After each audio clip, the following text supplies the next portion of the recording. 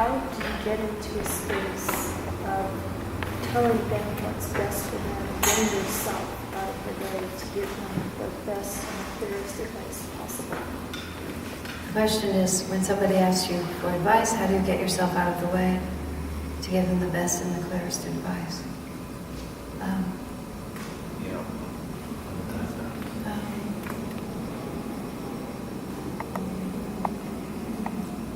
Whenever someone talks to me in that way, I always pray to their superconsciousness. And I just, look at someone and I ask them inwardly without asking them in words, what do you really want from me? What is it that you're here to hear? And how much do you really want to hear, and how would be the best words, what would be the best words to phrase it? And in the same way, pray to Divine Mother. If it's somebody that you're not involved with, that isn't really a friend, or you have no strong emotional inclinations, you don't have to be real suspicious about yourself. If you do have strong emotional ties, and there's this sense of great eagerness now that the question has been asked, to have now is my chance. One always has to be extremely suspicious if you're eager to tell somebody something. If there's any sense of what a relief it will be to finally say it, sort of energy, or let me pray, just an eagerness, and an eagerness that's based on yourself, and not a calmness that you're so glad that they asked, but a push from the inside to be the mouthpiece for information. You need to be extremely suspicious of that. That's a particular kind of feeling, I hope you understand. It's not the same as just the joy of being able to offer people, but the sense that a personal involvement in it. It doesn't mean you can't speak from that level, but if you have that, I would really always say to Divine Mother, I know what I have in my head, but you'd better make sure that what comes out of my mouth is what you really want me to say. And if you even have a specific thought in your mind, which has happened to me many times, that someone will say something to me, and a thought will occur to me that I'm not sure of, either because I'm just not sure of it, or because there would be too much personal satisfaction in saying it. I'll often say, Divine Mother, is this really what you want them to hear? And very, very interesting things will happen, such as the thought will completely go out of your mind and it won't come back again. That'll be the last time that you remember it. I've had that experience on quite a few occasions. That as soon as I pray if this is the right thing, it's just like eaten up by the ether. And after that, then weeks later, it'll occur to me that, oh yeah, I guess that wasn't right. Swamiji's advice also is to go slowly. And I've seen him many times talking to me and to others, but I've seen him do it with me. He'll just start with just a very small sort of hint of what he might say. And then he waits to see how eagerly I receive it. If he starts in a certain direction and I immediately change the direction or try to cut it off or say something like, yes, I understand that, the kind of thing that just stops the conversation, then he doesn't go any farther. Sometimes because I know that's what he's doing and I'll see him starting, I'll start, going ahead of him enough so that he knows that I want to hear everything he has to say. But oftentimes you'll just sort of, if you move a step at a time, you'll see that there's a certain point at which there's no more receptivity. And that's much safer than having sort of said your last sentence first, before you tested the water to see how much receptivity there was. The other thing that when I'm often in a situation where people have come and sat down in front of me and asked my advice, so it's like that. If I don't have an intuitive clarity about what they need to hear, I'll often just continue to ask them questions. Just literally, so to get your intellect engaged, to just, tell me more about this, and any aspect of what they've asked that I don't quite understand. Sometimes people will say they felt a certain way, but that phrase won't necessarily mean anything to me, or I won't have clarity about what they really felt. So I'll ask them to explain it, or give me more background, or ask questions that seem unrelated. What kind of work do you do? I mean, this is when I'm dealing with strangers. And all of that is to just sort of give more time for there to be some kind of intuitive connection. So even if it's somebody you know well, it doesn't hurt to take time, let them talk more, so that there is an intuitive sense. And very often, also, if you keep asking questions, people will tell you themselves what the answer to whatever it is they're asking you, or they will make it very clear to you what they need you to say. And so the best kind of counseling is when you really are just clarifying what the person has already said. It's just that oftentimes we ourselves don't realize that the answer, we ourselves have even articulated the answer. It takes someone else to point out to you that if you put all those pieces together, this is what it is. I always also watch for that sense that I'm talking down a tunnel, is how I call it, which is to say that I'm disconnected. And all of a sudden, whoever I'm talking to is just backed up so far that even if they're feet away from me, I feel like I'm shouting down a tunnel to them. And whenever you feel like you're talking down a tunnel, you pretty much need to stop as fast as you can, because you're just blowing hot air into the room at that point. And either you have to stop and do something to reconnect, or ask a question such as, where have you gone, why have I lost you? So that you stay feeling like that. There was one more point that I had. Swamiji also is very, very aware of the importance of magnetism in people's capacity to accept and hear advice. So it's very important not to make a person defensive, unless you have a real feeling, you have a mandate from God to fight it out. But that's very dangerous, generally speaking. So you want to always try to say what you say. Dale Carnegie's advice, which Swami often quotes, is if you can get a person to start saying yes, they'll continue to say yes. Once they start saying no, they'll say no right away. They'll just continue saying no. So you want to start with the points of agreement instead of the points of separation. And often we give advice in terms of, something I'm having trouble with an example, but you just say something like, you've always really messed up in this area, so I'm glad you finally asked, which immediately puts a person like this. It's better to say something like that makes them want to nod their head. Like, yes, this really is an important area. Yes, this would, whatever. Yes, I've seen you really making great strides in this direction. Something that makes them say yes, and then they'll just want to keep saying yes to you. It's also important not to tell a person more than they're capable of hearing at the time. Swami's reasons for that are twofold. One is if it's more than they're capable of hearing, sometimes a person feels they have to think up reasons why you're wrong.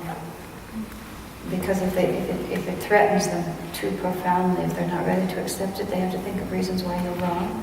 And then not only do they have their initial misunderstanding, but then they've built all these other reasons why they're right and you're wrong. And so it's better not to force people to have to rationalize their position. It's better not to challenge it if they're going to try to rationalize it. So you need to watch for that.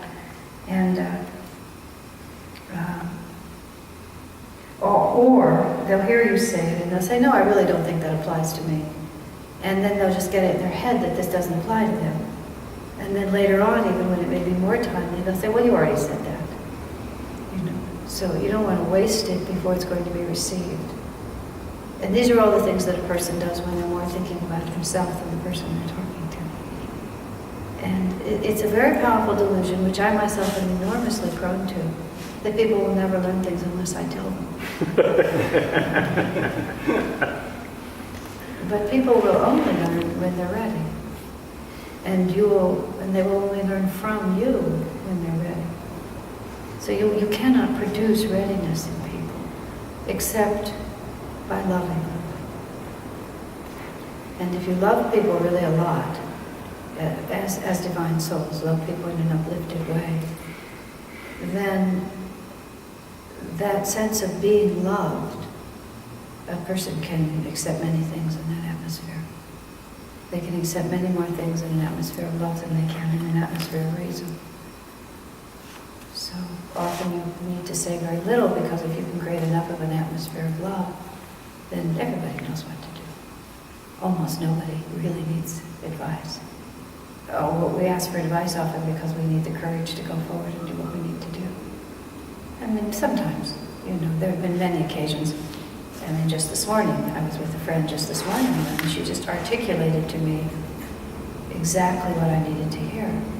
But it was because I already knew it. She just put it into perfect words with perfect timing, God sent.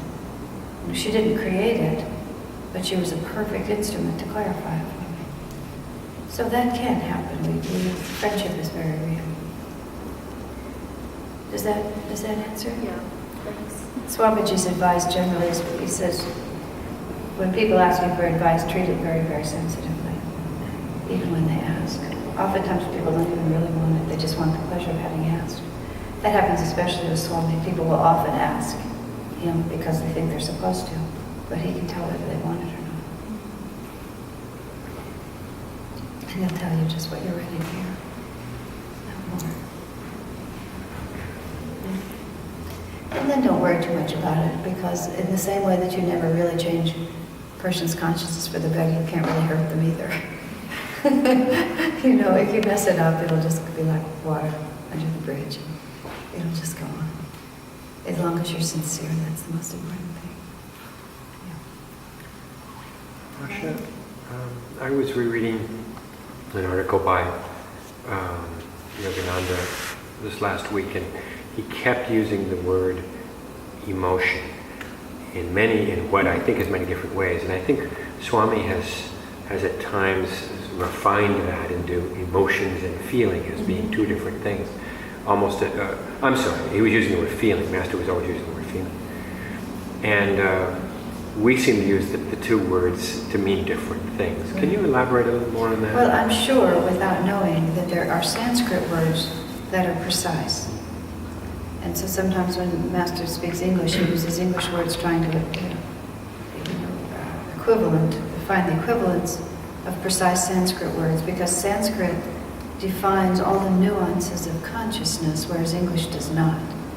So I don't know what Master's article was, but sometimes it's confusing because he'll use an English word and he'll use it to cover several Sanskrit words which have nuances.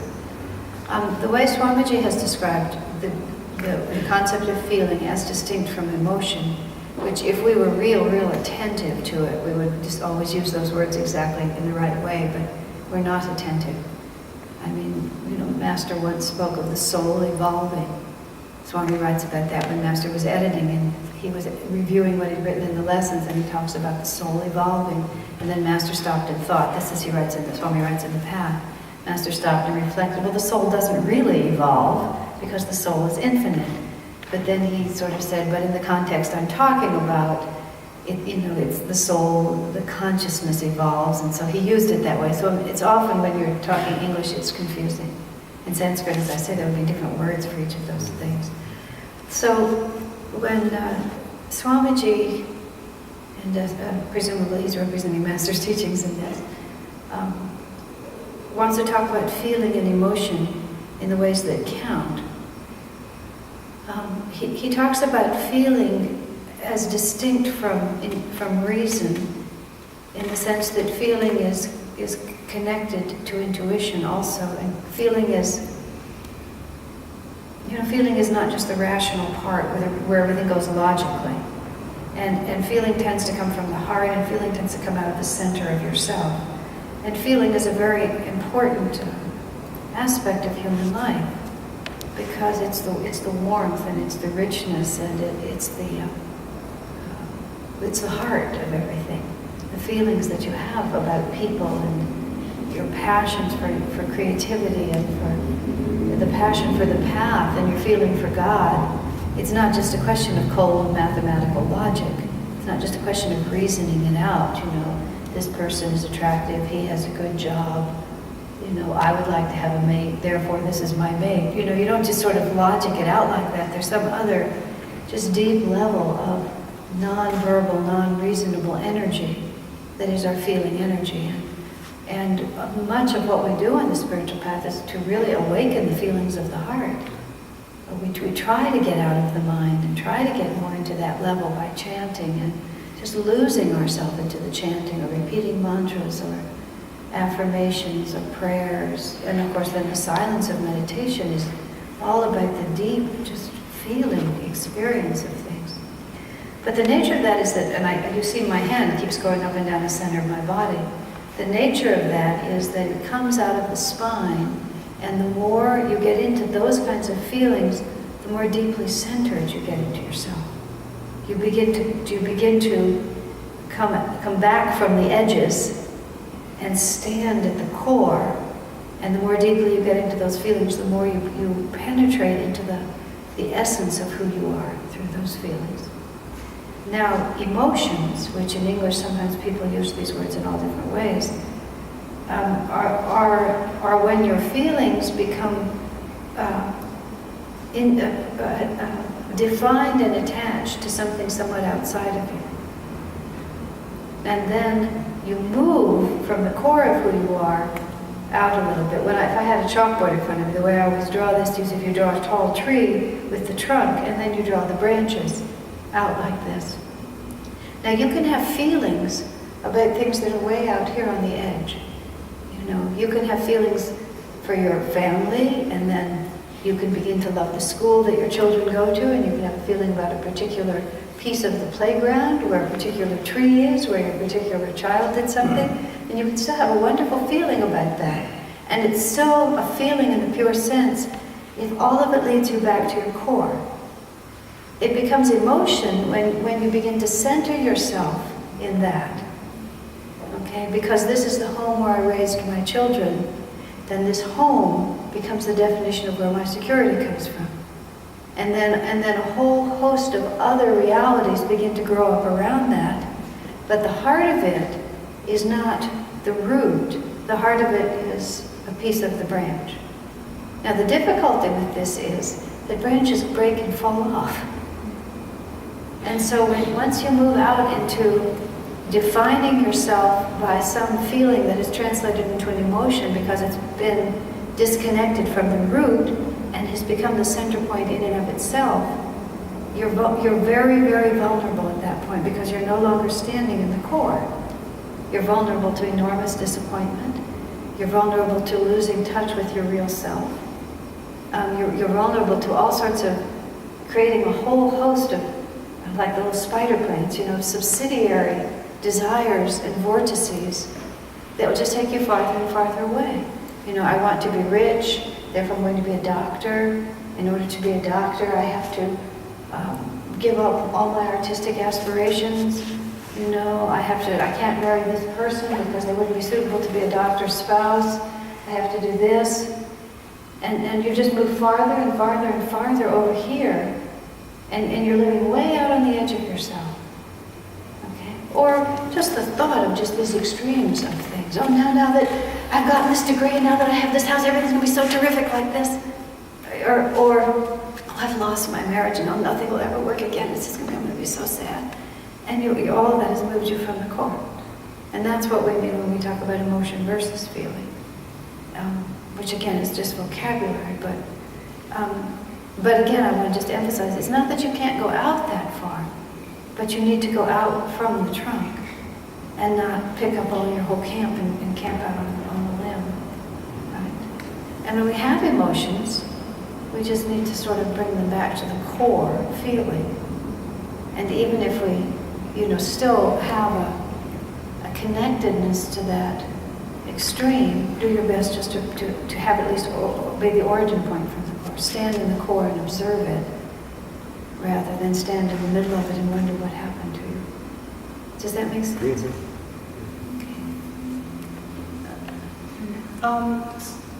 I've had a really hard time around this. In fact, it was a question I was going to ask you. So it's really a question of your attitude around. Yes, it's a question of your attitude. Attitude is consciousness. So it's a question of your consciousness around the feelings. It's not a question of the depth of your feelings, even the degree of your attachment. For example, I know you're a mother and you have children and you have grandchildren. It's foolish to think that your heart wouldn't be really invested in your offspring. I mean, to think that you wouldn't be is just totally unrealistic, and it's not what God wants of you. But even though you know you've grown this very far branch, which may be your favorite branch, you know, your children, so to speak, or your grandchildren, view them from the center. Instead of shifting your view all the way out to the edge and thinking that somehow this precludes your having a center or replaces your center. Does that make sense? It does. So one thing, I was just talking to Stephanie about this. I was just remembering what I thought was Master's attachment to Yogananda.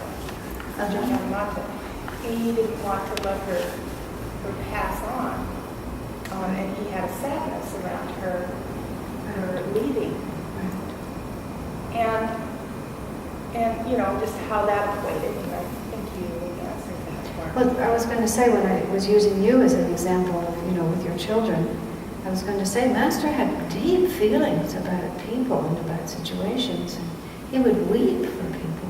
He would just weep when people would do the wrong thing because he had deep feeling about it. And he had a profound sense of relationship with Yogananda and a profound sense of, need is not the right word, but of the divine lila, the divine dance that they were playing in their life together. You know, he was not without profound feeling.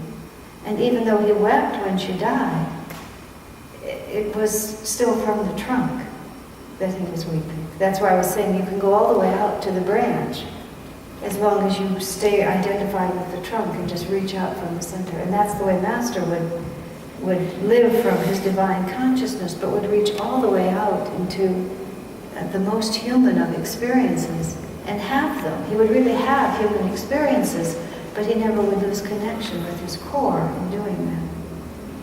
So his keeping Yogananda there was many things that he himself said were part of the Leela. She became self-realized, and the implication was that she worked out her karma in those last many years of her life when he, quote, held her in the body.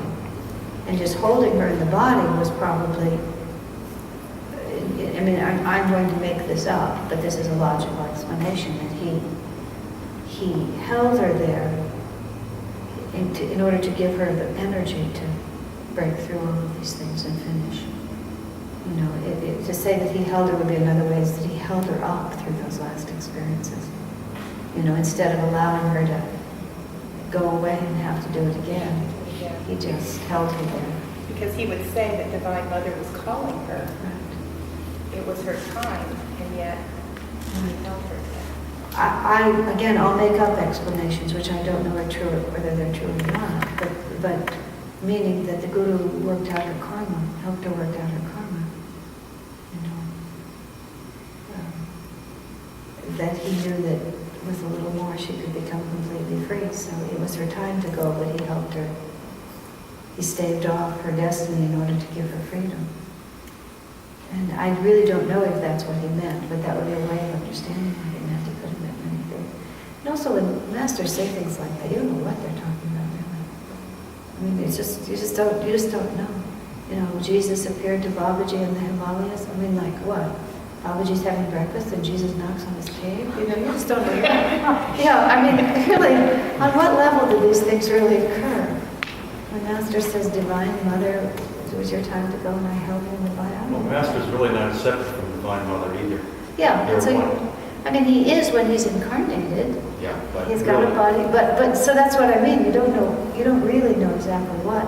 And Swamiji was referring just a few days ago on the phone to what they called in Master's life his great samadhi, which was in 1948, when he was like for 3 days in a state of cosmic consciousness, and quote, he spoke with Divine Mother's voice.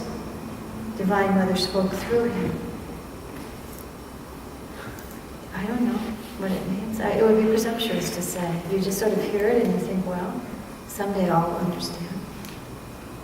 And then you just try to find some explanation that works, that inspires you. And then you wait to find out if it's true. That's why I said I'm just sort of making it up. So occasionally when I've asked Swami questions like this,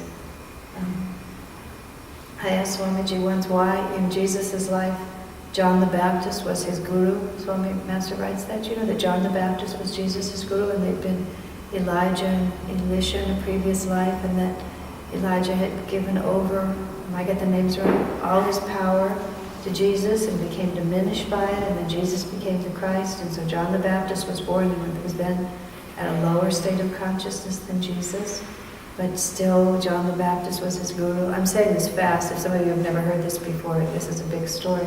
I said to Swami, as if Jesus' life wasn't confusing enough. I mean, what a twist to throw into the plot. You know, what a mess. And Swami just sort of shrugged, you know. I mean, I said, what does all this mean? He's shrugged his shoulders too. I don't know what it means. You know, there's a point at which you just don't know what it means. You just hear the words and you kind of run them and figure that on the day that I really need to understand this, then I'll understand it. Until then, I'm just going to hear it and ponder it and think what a remarkable world this is.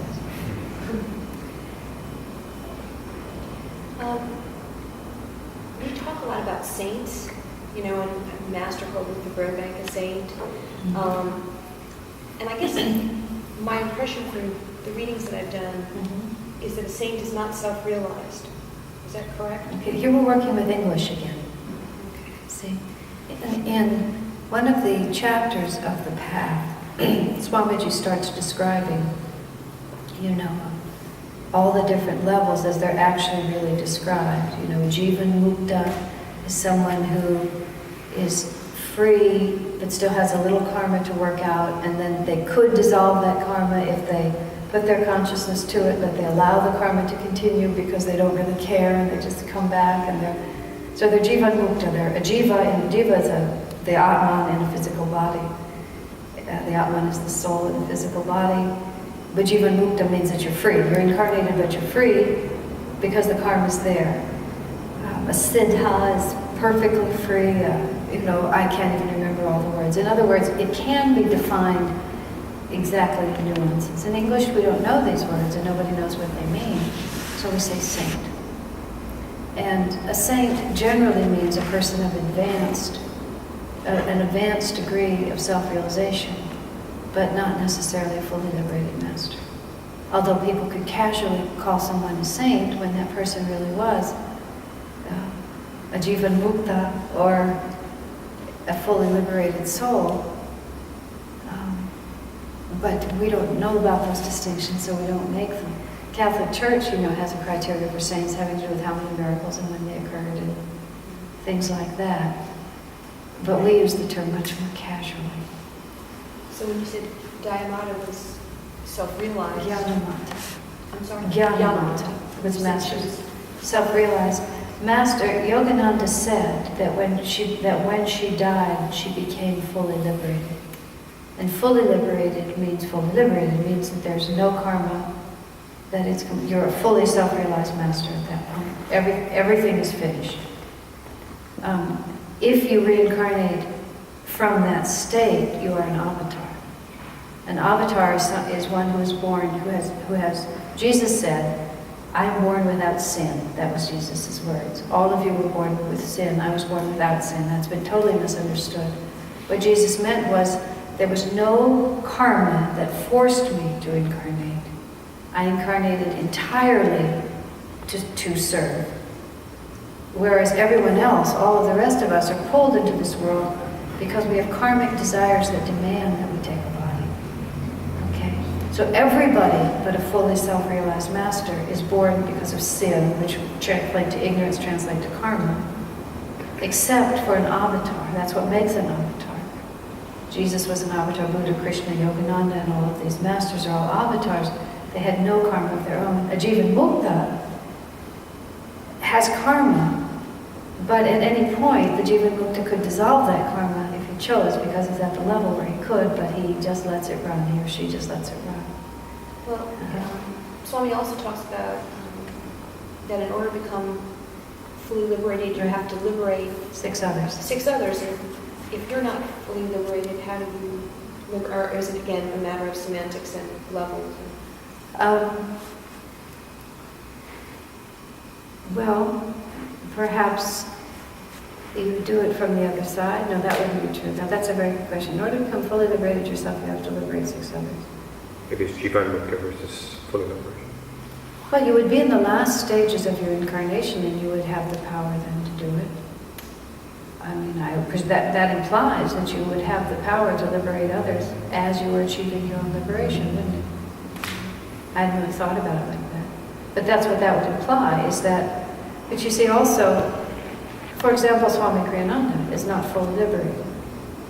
But he's so in tune with Yogananda, he's such a pure channel for Yogananda's energy. So is it Kriyananda or Yogananda that's really the transmitting station for the energy? So you are very advanced yourself, advanced enough to be working with your 6, so to speak.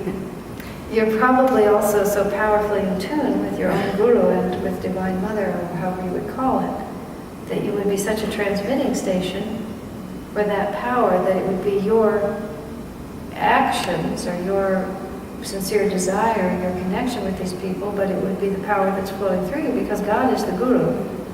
You know, Yogananda never called them my disciples. He always said God is the guru. It's God's power. It's not his power, it's God's power. So you could be so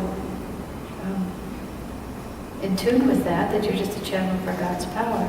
And that would be the means by which you would liberate them, that you would transmit so much of God's power that their force would be, their path would be, or you take a lot of their karma. Again, these are things that I can't reason them out except to just a certain point, and then after that, subtle laws take over. Maybe you don't have to actually literally liberate the view, you just give them the final impetus, point them in the right direction for the final time. Those are the kinds of things that one can say, but I mean, and those are the kind of things I do say. We mostly joke about this, you know, about people. It's just sort of a common joke. Oh, maybe it's one of your 6. You know, when sometimes there's also if someone is just a particular thorn in your side. Oh, you better be careful, they might be one of your 6. Well, I mean, I also wonder if somebody like Luther Burbank was truly a saint. Right. What's Swami Kriyananda? Well, that's a good question, isn't it? He's a saint. I mean, I think he's a Jivan Mukta myself, but that's my own experience of him. But also, Swami Kriyananda's has a great mission, right? And there's a distinction. I mean, in his case, I believe he also has great consciousness, because it takes great consciousness to go to great mission. But somebody equally great or greater could not have a great mission. Because I once asked Swamiji, how can you call someone a great master? I mean, that seems like it's a redundant phrase. How can you be a great master? And he said, well, you can have a great mission. And that was the distinction, because Swamiji talks in his autobiography about Yogi Ramya in India, Yogi Ramya, that was his name, isn't it? And he was a disciple of Ramana Maharshi's. And he had surpassed his guru, Yogananda said. And he just lived completely humbly in this little village. And nobody in the village even recognized him. He was a village man. And when Kriyananda visited him and felt such extraordinary blessings from him, he said, you know, you should do something more than just live in this little village. And the yogi said, God has done what he wants done with his body. So the Master said he was a liberated soul, but he didn't have a great mission. He didn't have a great external mission. But such souls bless the world far more than we know. But you see, everywhere people, the emanations of the consciousness of someone like Yogi Ramya go out to the whole planet, and receptive people everywhere are picking up those vibrations. But they don't necessarily know what they're picking up. They're just uplifted. So a lot happens that we don't know about. Hermits in the Himalayas can be emanating all kinds of, and even Yogananda tells them it's very interesting, specific thoughts, specific ideas, you know. They can project, and they do. Master would talk about it. Master said, I, Yogananda, put the idea into President Truman's mind to go to war in Korea to defend against the communist incursion. Now you hear that and you think, your eyes just roll. You don't know what to do with that. to inspire the President of the United States to go to war against communists. Yogananda felt very strongly against communism. And Yogananda said, I put the idea in his mind. I mean, President Truman was not praying to Yogananda. And I'm sure he would be horrified to think, conceivably, maybe he would, maybe he wouldn't. Well, he couldn't, he couldn't, he might not have been because he was receptive to it. But in the end of The Path, Swamiji writes, there's some just really beautiful chapters in the end of The Path. After Yogananda has passed away, I can't remember, or maybe just before, but he has a few pages about spiritual families and spiritual nations and how the planet is really run, much not by politicians and governments, but by these divine hierarchies of saints and gurus who have responsibility. You see, the same system that you see operative in the world that you can see continues all the way through. So just as you see the way the world is organized in little cities and municipalities with people in charge, so on like that, after we stop being able to see it, it keeps going. And that's why Master writes that Jesus has been responsible for the spiritual evolution of the West, and Babaji Krishna for the spiritual evolution of the East. And when they make that statement, it's like the President of the United States, the Mayor of Palo Alto, who sort of act. The Mayor of Palo Alto is in charge of Palo Alto, and then there's this big, sort of dissipated thing that happens below it, and that mayor is more or less influential depending on many factors. And so Babaji and Krishna have been subtly guiding, this planetary evolution. It's their job. And they continue to inspire. And always, where did that come from? Oh, that came from Great Master and the people influencing. I don't remember now where we were going. I just got all sort of off into that. But so you don't know what Luther Burbank really did. It's the other side of it, his mission. Luther Burbank was a highly influential person in setting an enormous number of directions that have really influenced our culture. And you don't know what he did subtly. George Washington Carver was a great saint. He was the minister to the black people after they came out of slavery. He was the divinely sent. He and the man who founded Tuskegee University, whose name I always forget. Everyone knows his name, but I can't remember. Another very famous black person. Booker T. Washington. Booker T. Washington. Carver was much more saintly than Booker T. Washington, but they were a team that were divine messengers to the black people right after they came out of slavery and helped pull them out of slavery. That was a little, that's one of my favorites somehow, I don't know, because there it is. Here's this little Booker T. Washington, this little laboratory, but he was enormously influential in setting the tone for what happened in the South after slavery, for the blacks and the whites. And he was very saintly. Booker T. was more magnetic and powerful. Carver was more the saint, but they were a powerful team, who was guiding them? Who was guiding Lincoln? Who was guiding Truman? Who was guiding Bill Clinton? You don't know. Does that make sense? Did you finish your question? Because we shifted over with that. Stephanie, did you have something else to say, or was it this? It's a little bit different. Is there any questions on the direction we're going? Okay. Just one last thought. My experience of Kriyananda, which is my own, has always been this. I have always considered him to be Yogananda's mouthpiece. I've always related to him as if he were Yogananda's messenger. And I have always experienced him as Yogananda's messenger. And even one context that he himself, I don't know whether he said it first or I said it first, I've lost the thought now, but nonetheless this is the image. It's as if Yogananda said to him that Kriyananda would not merely be a teacher, but the words were he would have responsibility for people, spiritual responsibility, which is slightly different. And not replacing Yogananda, but still being responsible. And I've always thought of it as if there's a king and he appoints a prince to be in charge of a certain province, the fact that the prince is not the king does not make the prince any less in charge for the king, nor are you more loyal to the king or more in tune with the king by ignoring the prince. And so it seems so clear that in the Ananda subset of Master's ray. That Kriyananda is the one who's been put in charge of speaking for Master. And if we relate to him with that kind of respect, then it facilitates that flow for us personally.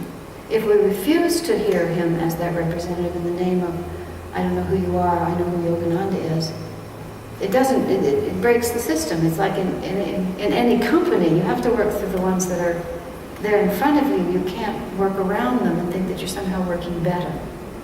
And two things happen. In one sense, you activate the principle that the Catholics have built all their monasteries on, which has gone way too far in the Catholic Church, but the idea is that your superior in the Catholic monastery is the voice of Christ to you. Now, they've pushed it way too far because they demand that you be utterly mindless in that. But the first premise of that was not a false one, which is that God will reach you sincerely if you're sincere about wanting to be reached. And if you both act with faith and devotion and common sense and discrimination, the instruments will be empowered by your faith in them, by your humility. But see, what we also have to understand, and because Yogananda is out of the body and therefore we can sort of make it up, and Kriyananda is in the body and therefore he challenges our preconceptions, we have to understand how you properly relate to spiritual authority. And many people do not really understand how you properly relate to spiritual authority, because people think that you have to relate to spiritual authority either mindlessly or that somehow it's outside of your normal experience. That you can't still think and evaluate and relate. But if you think of any relationship at all, any relationship works better if you're respectful, if you're attentive, if you try to tune in, and especially if you're in a relationship of a teacher and a student, where you try to learn rather than always trying to assert yourself. So humility is really the word. And Sister Gyanamata, who's just the most extraordinary example of the disciple, when she gives wonderful instruction for her life with Yogananda, which really tells us how to relate to spiritual authority, wherever it's coming to you from. And she says these words, which are classic. She says, you can say anything you want to the Guru, as long as you speak with detachment and respect. And I've thought about that a lot, and it's of course true about the Guru or anything like that, but it's really just true about anyone. You can pretty much say anything to anyone, as long as you speak with detachment and respect. It's when you are not detached and not respectful that all of a sudden everything gets really bizarre. But as long as you're really impersonal and just sort of bringing forth ideas and respectful of the person you're talking to and not sneering and putting them down, then communication flows. And so she's talking about the Guru or any person of authority and wisdom that you want to relate to, but it's not necessary to not question. In fact, it's not healthy to not question. And it's not healthy to be insincere in the name of trying to look good. I remember Swamiji saying to me, this was about 20 years ago, he just basically said, you don't express what you really feel, but you're not fooling me. And I had been just working so hard to, have the right attitude that I just was not allowing myself to really think. And I said, oh, what a waste of energy. Because it was just a huge waste of energy. And Swami has always said, and sincerely means it, he much prefers, an honest argument than a mindless yes. Because a mindless yes is not a yes. A mindless yes is just a firecracker waiting to go off. But an honest argument is the process of actually coming to where you want to come to. And there were people, there was one man who just so curmudgeonly, he just always rejected everything. That was just his nature to reject. Swami knew that he was just his way of coming around to the grain. But he didn't mind because it was honest. This is where I stand, this is what I'll do. But it was done with respect. It wasn't done in an attempt to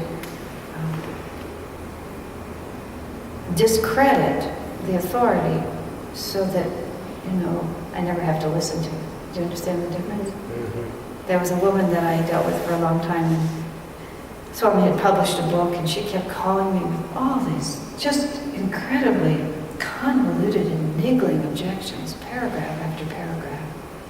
She was a very bright girl, and I just couldn't figure out what she was doing. And finally I got so tired of trying to just talk it out with her. I said, what? And I just said, what are you doing? And she said, if he's not wrong, I have to listen to him. I said, oh, I get it. I said, okay, we're talking about fear. We can have real conversations about fear. That's not a problem, you know. But all this attempt to discredit him so that you don't have to face the real issue within yourself, and that's just very exhausting. And that's the disrespectful part.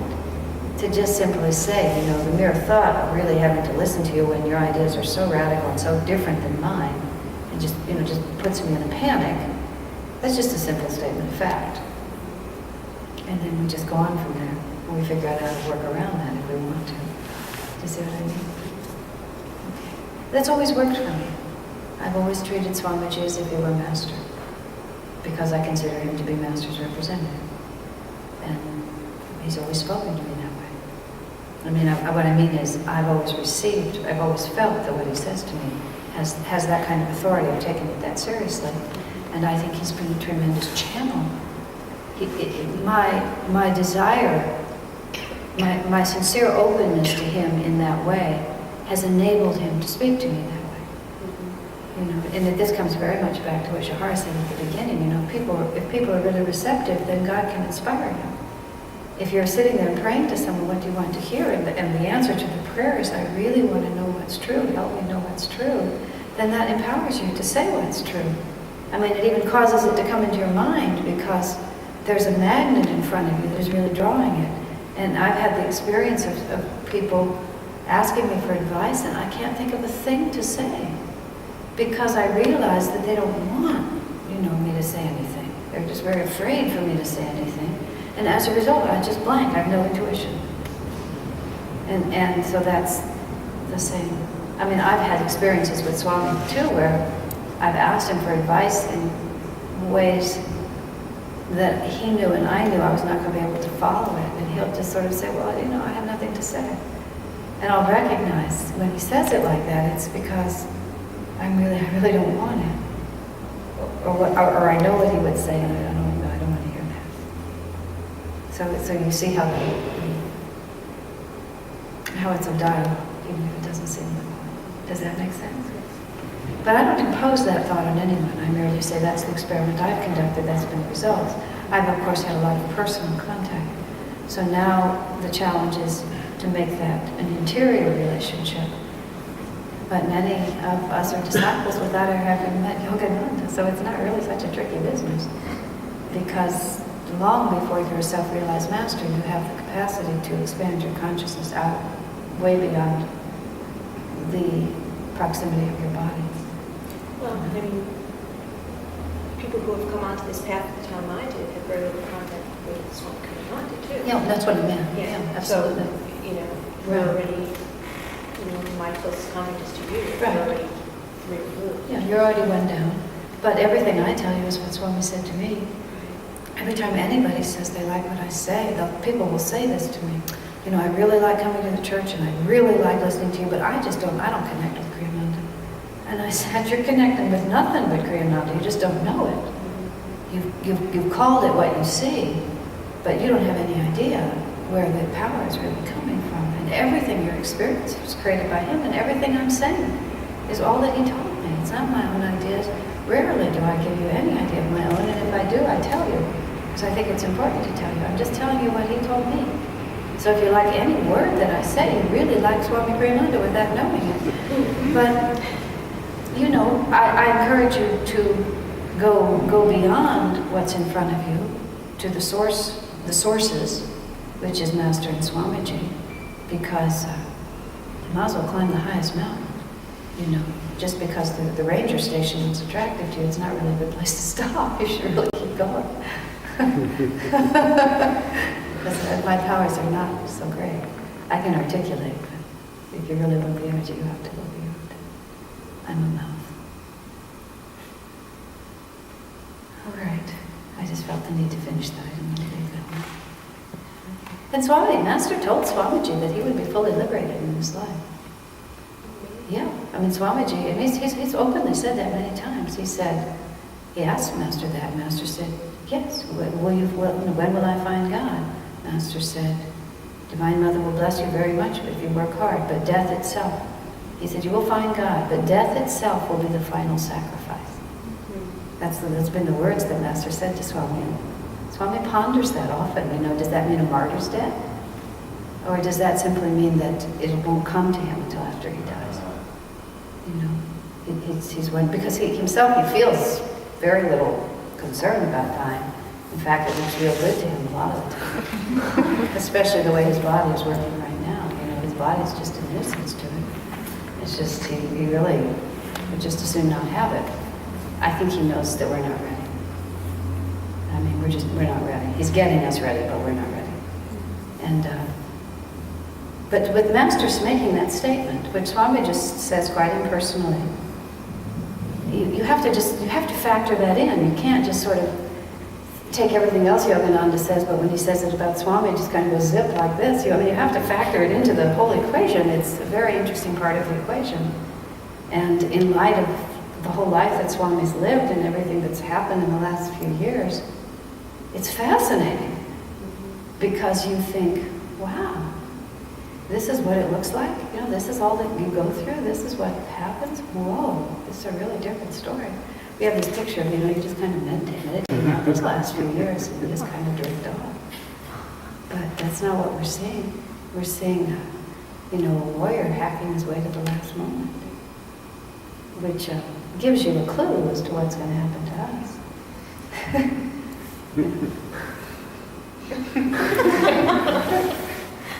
No. I'm trying to change my tune. I've gotten a little too much into the sorrow part of it. Trying to get back into the joy part of it. From joy I came, for joy I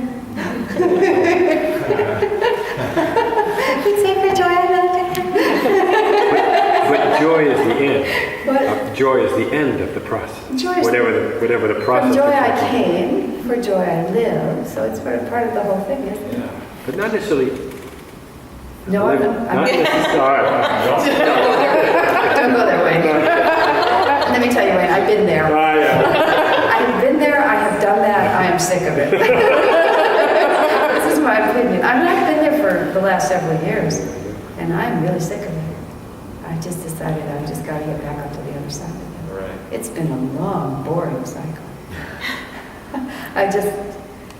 I went up to Santa Rosa on Saturday night, and my friend Durga really needed a break, and she was scheduled to go, so one of the ways to get her to take a break was for me to take the program.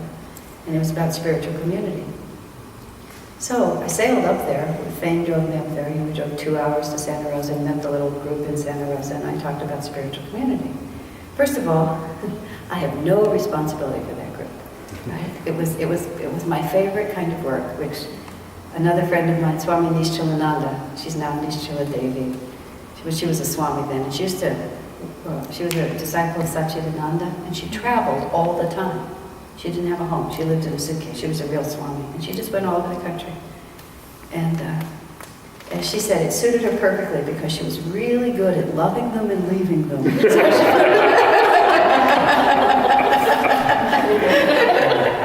And I actually am really good at loving them and leaving them. And 12 years ago, I got rooted to this spot. And it was not an easy thing for me. And people who knew me, and these are just, these are revelations from Asha, but when we were going to start the community 10 years ago, what's happened to my microphone? There was this huge meeting in Ananda Village. Swami Kriyananda's way is just to say yes. You say, oh, Swamiji, we're going to buy a community. Yes, that's wonderful. We're going to buy a piece of the moon. That's just marvelous. We're going to get this huge castle. So, well, that's wonderful. Because almost nothing, 1 out of 50 things that people say they're going to do they actually do. So it's really not necessary to say no. Just say yes. And then much later, So we were going to buy this property. We were going to buy this community. Oh, that's wonderful. Go ahead and buy this community. We told all the different leaders at the village we're going to do this. And, and then we found the property, and it cost $5 million. That property at the village cost $5 million. Ananda doesn't own it, but it was bought by investors. For it cost $5 million. We're getting 72 units. There were no urban communities at this time, bear in mind, this was 10 years ago. There was no model for this. We were making it up. It was going to be bought by people who were part of Ananda. It was this whole incredible thing that Nancy Kendall created out of the ether. It was a genius. So, we're doing it. We're getting it. We put the money down. We started signing papers, and all of a sudden in Ananda Village, yay! What are you crazy people doing? Because I was in seclusion at the time, and we get this call.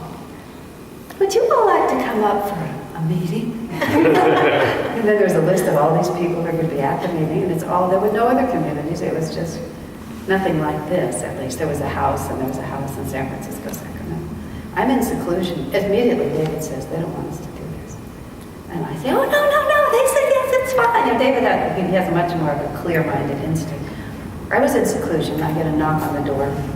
David's coming up tomorrow. There's a meeting. So we have this meeting, because this was a famous meeting in the history of Ananda. And for those of you who know the personalities, Kriyananda was there, Rosanna was there at that time, Terry, Padma, Seva, Jyotish Devi. Maybe that was the crew. There might have been one or two others that I don't know. I mean, it was like, all the council. And we just sat down, and Swami just basically said, I don't think this is a good idea. Yeah, he said, I just don't think this is a good idea. And Terry said, the property you're buying is worth more than everything else that Ananda owns. $5 million is more than all the assets of Ananda at that time. And he said, Terry said, we're not ready to take this on. And then what happened, and the meeting was 3 hours long, was that we said, we're not asking you to. It was just like, that was the beginning of the sort of branching of Ananda, and the village just didn't understand that we had no intention of taking money or people from there. That it was entirely a self-generated project for the sake of the people here. And that there was no jeopardy because we weren't even going to own it. It was owned privately, we were going to lease it. And it had never occurred to us to ask for personnel from Ananda Village to staff it or to stock it, because the whole point of doing it was to create energy here and give the people here something to do.